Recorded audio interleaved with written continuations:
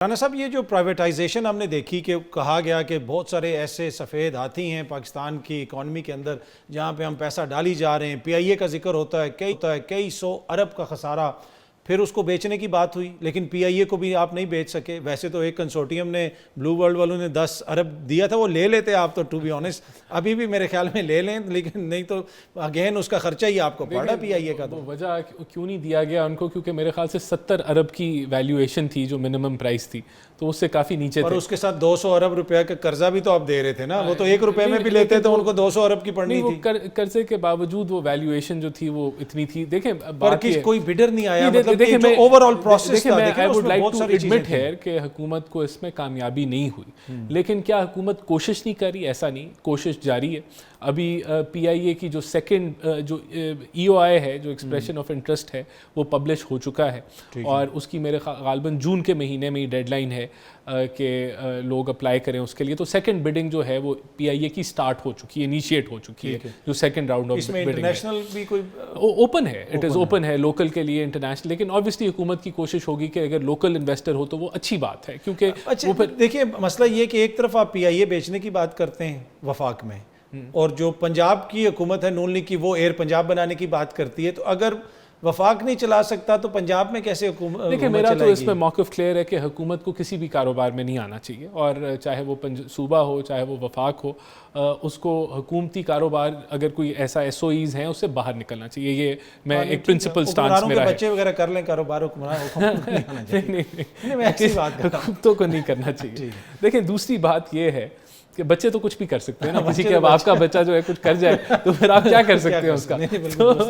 तो अच्छा देखें, दूसरी बात मैं ये यहाँ कहना चाहता हूँ, स्ट्रक्चरल रिफॉर्म्स की बात हुई, झगड़ा साहब ने की। देखें, एफपीआर जो नॉन फाइलर्स का जो एक सिस्टम जो चल रहा है पाकिस्तान ने, इस बजट ने बुनियाद रखी है कि नॉन फाइलर्स की जो ज़िंदगी है वो जीरन हो जाए। अब देखें, इस बजट के अंदर नॉन फाइलर ना प्रॉपर्टी ख़रीद सकता है, ना गाड़ी ख़रीद सकता है, ना इंटरनेशनल ट्रैवल कर सकता है, वो मईशत के अंदर उस तरीके से पार्टिसिपेट ही नहीं कर सकता जिस तरह वो कर रहा है, तो वो मजबूर होगा कि वो फाइलर बने।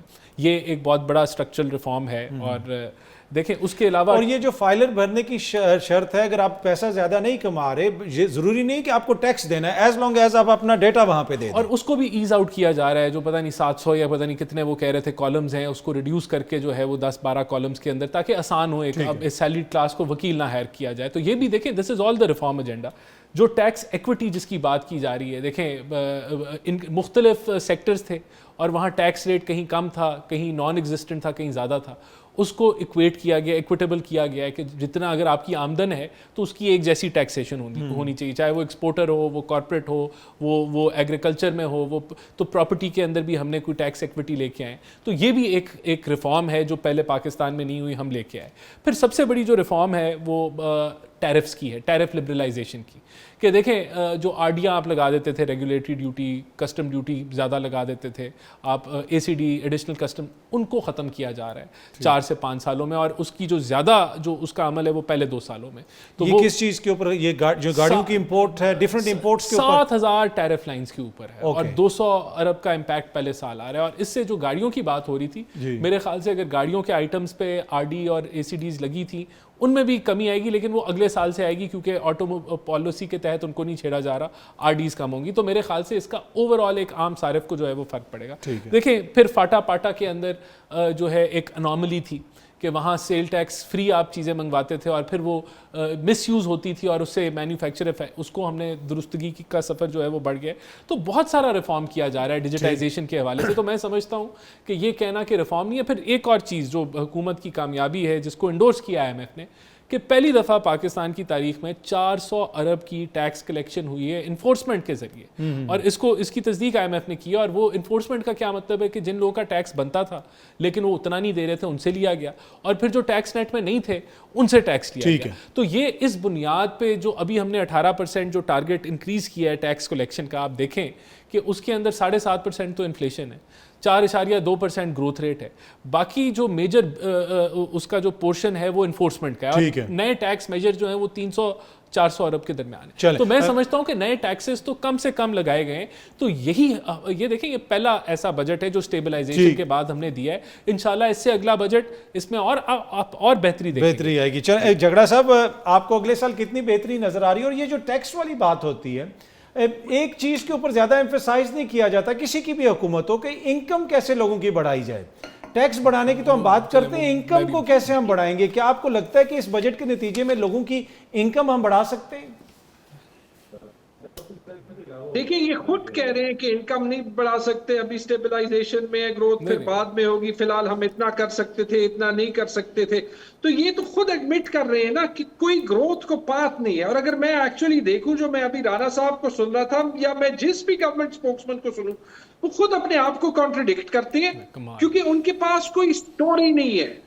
उन्होंने ग्रोथ की तरफ जाना है, ठीक है, तो फिर हमें नजर आनी चाहिए कि कौन से सेक्टर्स को क्या इंसेंटिव दिए जा रहे हैं, ठीक है जी।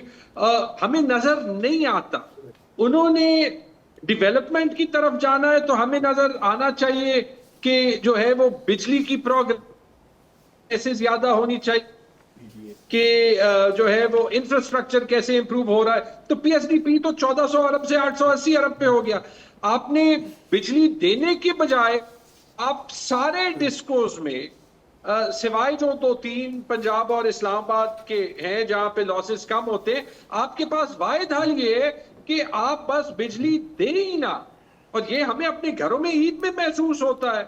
हमारे पास सारे अपने गांव के लोग आते हैं कि आप बिजली नहीं देते।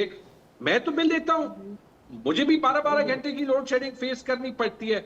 लेकिन अब आपने क्या कर दिया कि राणा एहसान साहब मुझे बिजली नहीं मुहैया कर सकते, क्योंकि वो कहते हैं कि आपके इर्द गिर्द लोग बिल नहीं देते, लेकिन आप सोलर पैनल पे भी 18% दें। तो अब मैं 90% पाकिस्तान में जो है वो बिजली भी नहीं एंजॉय कर सकता। मैं अगर मिडिल क्लास में हूं, मैं अभी गाड़ी भी नहीं ले सकता।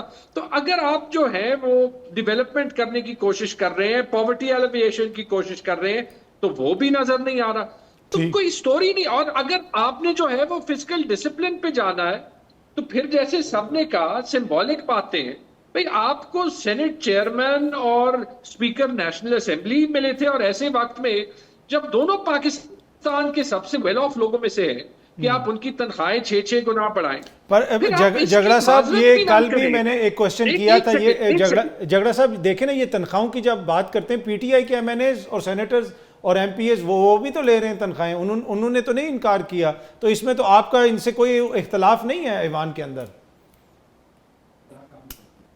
नहीं, मेरा एक इख्तलाफ है, क्योंकि अगर ओवरऑल एक जो है वो हमने जाना है इस बात पे कि हम चाहते हैं कि बेल्ट टाइटनिंग हो, तो फिर जो है वो सबको करनी पड़ेगी। अब देखिए, केपी की असेंबली ने नहीं की, और केपी की असेंबली ने इसलिए नहीं की क्योंकि उन्हें पता है कि इमरान खान जो है वो खुश नहीं होगा। और मैं ये समझता हूं कि हमें एक ऐसे निजाम चाहिए जहां पे हम जो है वो जो है वो सबकी, इंक्लूडिंग पॉलिटिकल स्टेक होल्डर्स की तनख्वाहें ज्यादा करें, ताकि करप्शन कम हो। लेकिन आप लोगों को कहें कि सैक्रिफाइस करो, खुद आप 600 गुना तनख्वाहें बढ़ाएं, वो जो है वो मैच नहीं करेगा। मैं तो इसके भी हक में हूं। मेरे ख्याल में तो औरंगजेब को कहना चाहिए था कि ये 10% भी हमने जो सरकारी मुलाजमीन की बढ़ाई है, सरकारी मुलाजमीन सबसे वेल ऑफ है। वो एक तरफ कहते हैं कि तनख्वाह का इंक्रीज जो है वो इन्फ्लेशन से लिंक होना चाहिए, तो ये तो कहते हैं कि इन्फ्लेशन 1% भी नहीं है, फिर तनख्वाह की इंक्रीज भी जो है वो 1% नहीं होनी चाहिए। या फिर कहें कि हमारा काम जो है वो सरकारी मुलाजमीन की तनख्वाहें ज्यादा से ज्यादा करना है, तो फिर ये डेवलपमेंट बजट भी काट दें, उनकी डबल कर दें। आप बात जो है वो दोनों तरफ करते हैं। दो किश्तियों पे कभी आदमी सवार नहीं हो सकता। ठीक है, ठीक है। आप कुछ थोड़ा सा सियासी मामलात भी डिस्कस कर लेते हैं। आई एम श्योर कि आप इस पे रिस्पॉन्ड करना चाहूंगा। आप क्विकली कर लें तो फिर मैं बहुत मलिक साहब जल्दी से इन्होंने कहा जी ग्रोथ कहाँ से आएगी, मैंने टैरिफ लिबरलाइजेशन की बात की, उससे एक्सपोर्ट्स बढ़ेंगी, इनकम लोगों की कैसे बढ़ेगी। देखें अगर 4.2% पे हम ग्रो करते हैं तो इसका मतलब है 16,000-17 हज़ार नौकरियां जनरेट होंगी, और अगर वो जनरेट होती हैं, वो 17 लाख खानदान में कमाऊ पुत आ जाता है तो वो उससे ऑब्वियसली इनकम जनरेट होगी, परचेजिंग पावर बढ़ेगी। देखें इसके अलावा PHDP जो है वो 4.1 ट्रिलियन है, 4 सूबों का मिला के। 30 साल बजट तो आप लोगों ने 1000 अरब कर दिए, पिछले साल 1400 अरब था, मैं वही तो कम किया आपने। नहीं, मैं ओवरऑल पाकिस्तान के PHDP और डेवलपमेंट बजट की बात कर रहा हूँ। जब गवर्नमेंट स्पेंड करेगी डेवलपमेंट के ऊपर सारी चारों, तो उससे ग्रोथ, गवर्नमेंट स्पेंडिंग बढ़ेगी और उससे इकोनॉमिक एक्टिविटी जनरेट होगी। देखें पॉवर्टी एलिविएशन के ऊपर हमने 20 लाख घरानों को बिस्प में ऐड किया है, ये एक कोई छोटा इकदाम नहीं है, 200 अरब के करीब बिस्प को जो है वो बढ़ाया जा रहा है। इन्होंने कहा जी हम अखराजात कम नहीं कर रहे। अखराजात कम करने के दो चीज़ें होती हैं जो ओवरऑल आप देखते हैं, फिस्कल डेफिसिट को आप देखते हैं और प्राइमरी सरप्लस या डेफिसिट को देखते हैं। फिस्कल डेफिसिट हमने टारगेट अपना लोएस्ट रखा है, 3.9% पे रखा है, यानी कि हम फिस्कल कंसोलिडेशन कर रहे हैं, हम अपने अखराजात को कंट्रोल कर रहे हैं, और प्राइमरी सरप्लस हमने 2.4% पे रखा है। आप इनका दौरे हुकूमत निकाल लें, एक भी साल में इनका प्राइमरी सरप्लस नहीं था। तो यही इसी को कहते हैं कि आप अपने अखराजात को कंट्रोल करें और अपनी आमदन बढ़ाएं, तो वो हम बिल्कुल कर। ठीक है।